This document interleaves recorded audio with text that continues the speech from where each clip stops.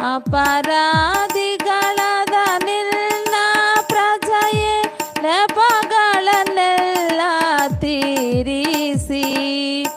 ಅಪರಾಧಿಗಳಾದ ನಿನ್ನ ಪ್ರಜೆಯ ನೆಪಗಳೆಲ್ಲ ತೀರಿಸಿ.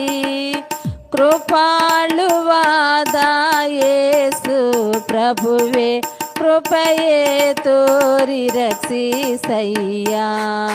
ಕೃಪಾಳುವಾದ ಯೇಸು ಪ್ರಭುವೆ ಕೃಪೆಯು ತೋರಿ ರಕ್ಷಿಸಯ್ಯ.